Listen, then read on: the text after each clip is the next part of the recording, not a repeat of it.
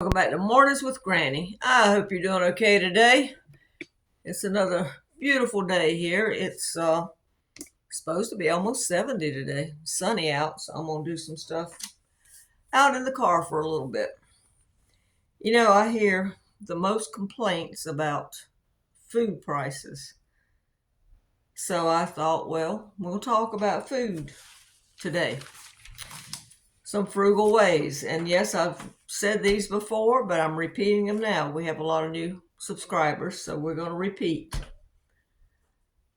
First of all, before you go to the store, again, shop your cabinets, your freezer, your refrigerator, and build your list around it. Also, look at your sales.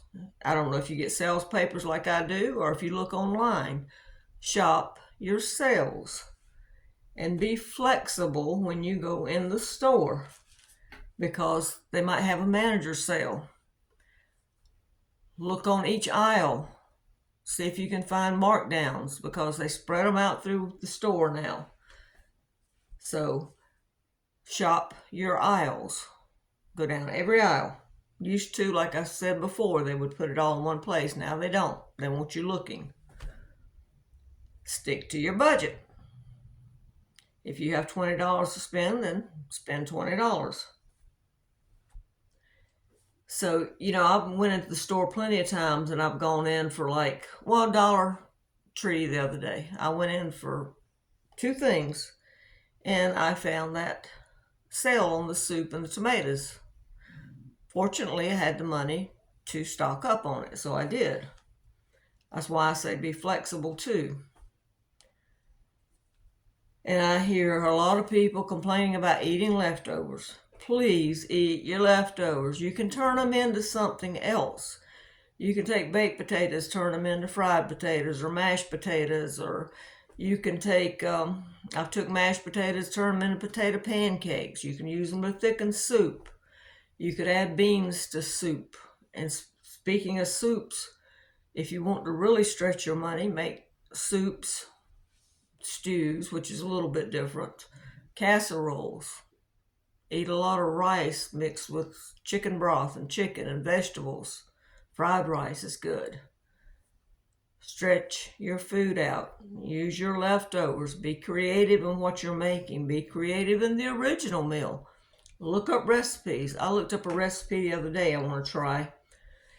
And it was orzo, spinach, and mushrooms, and the seasonings. And I was on the phone with my friend and I saw it and I said, oh, that looks good.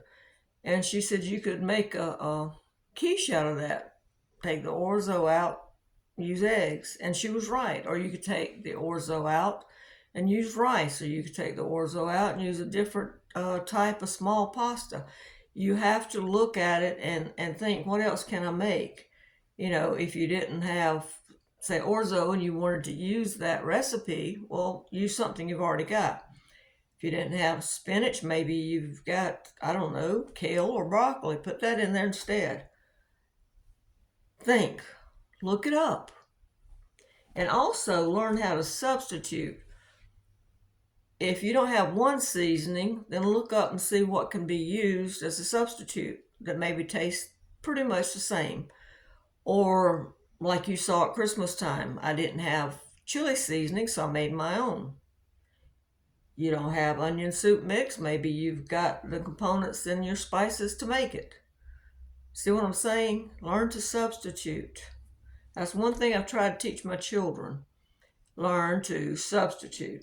And also read that recipe all the way through. And I've used this example before, and I'm going to use it again. I had a teacher one time. She loved to give tests. I was 6th grade, I think it was. 6th or 7th. She always said, read the test before you start. Well, 90% of the class just jumped on start. The reason she'd say do that is because sometimes at the bottom it says, if you have read this, you don't have to take this test. So read your recipe all the way through. Make sure you've got everything you need. Make your list or figure out the substitutes and look at how long it's going to take. Do I have time to cook this today? Did I need to take some meat out yesterday so I could thaw up for today and I didn't do it? Figure it out. Learn what flavors go together. Some things just don't go together. And if you're eating things you like, you kind of know, well, I like this flavor and this flavor and this. And like, for example, if I were to make my aunt, let's say, spaghetti, spicy Italian sausage would be okay with me in it, but she doesn't like the spice. So regular Italian sausage would be for her. Now, if she were making it for me, I wouldn't eat it if it had ground beef in it. So you see, you got to learn a substitute for things and what flavors or what item will still work in that dish and it still tastes good. Eat portion sizes. When I get on here and do the breakdowns, like for the $5 breakfast or whatever, people always say, well, that's not enough. Well, it's what they recommend for portion size. We have come accustomed to sitting down drinking a whole 16-ounce drink, which I think is supposed to be 2 servings, or a whole bag of chips, which is supposed to be 2 or 3 servings. We have got used to just sitting there and eating the whole thing. We think in our mind that's 1 serving, but it's not. So portion control, we can all lose a little bit of weight, I'm sure. Watching people on TV, I would say there's a lot of us, and me included, that could lose some weight. Eat portion sizes. And quit wasting food. We all have the cans or the bags of produce or whatever that get shoved to the back and we forget they're in there. And then you think about it 2 months later and you got a mess you pull out. Or you have leftovers that get shoved to the back of the freezer and they get freezer burned. Or you didn't wrap your meat correctly when you put it in the freezer. That steak or whatever you bought, chicken, it's freezer burned now. It's no good. So try to use up your stuff and learn not to waste. And like I cooked that barbecue chicken in the crock pot and I had enough left to put 2 bags in the freezer. So that's another meal, another couple of meals. Create a stockpile.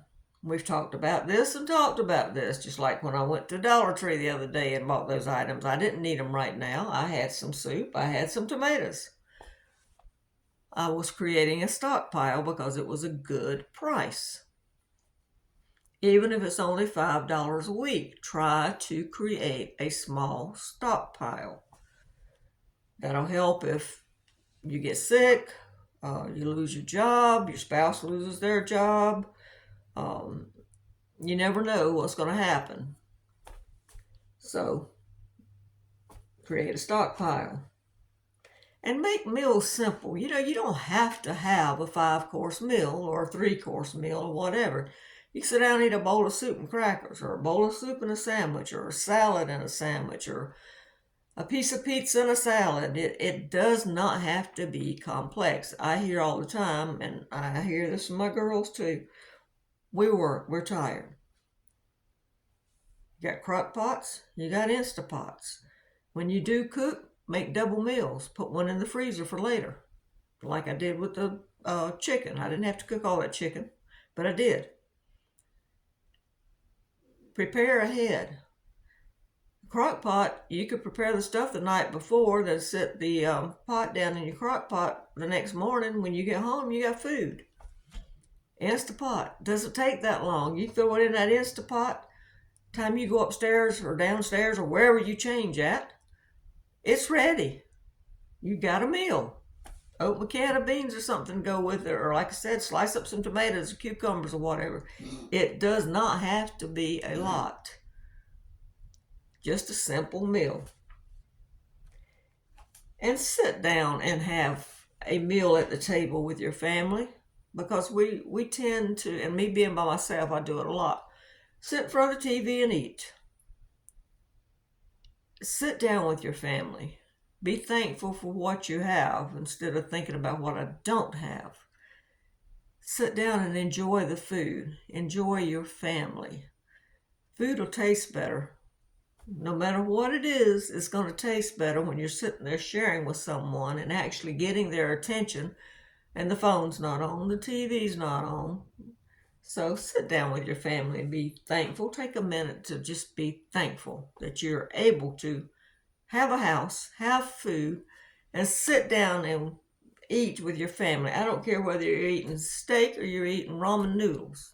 Be thankful. All right, guys, that's it for today. I'm going to get off here and do some things.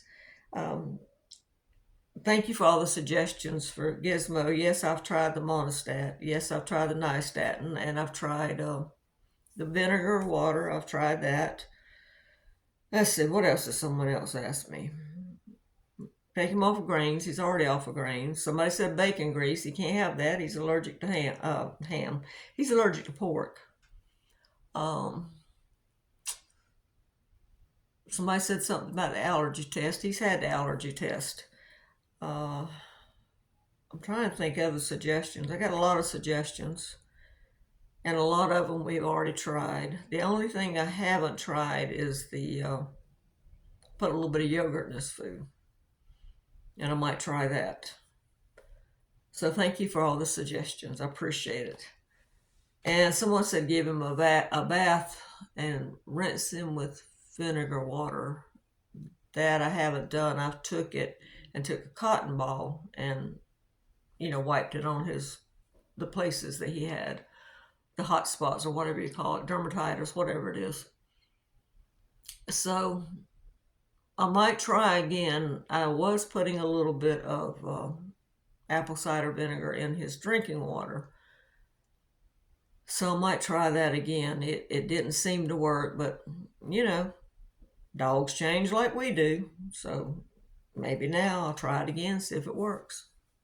And he has a shampoo that has the starts with a K. I can't think of the name of it. It's a fungicide in it for dogs that he takes a bath in. Oh, I can't think of the name of it. It's not. Is it Ketazol? Ketazol? I think that's it. Anyway. And he's on allergy tablets. Somebody said give him allergy tablets. He takes allergy medicine every day. I'm trying to think if there's any other suggestions. I'm sure there's somebody I forgot that told me something. I can't remember right now. But anyway, thank you for suggesting it. And we'll just keep trying. That's all we can do. Like I said, he's 16 years old. And he's like us. As you get older, you have more and more problems. All right, guys. Thank you. Please give this a thumbs up and subscribe. Bye-bye.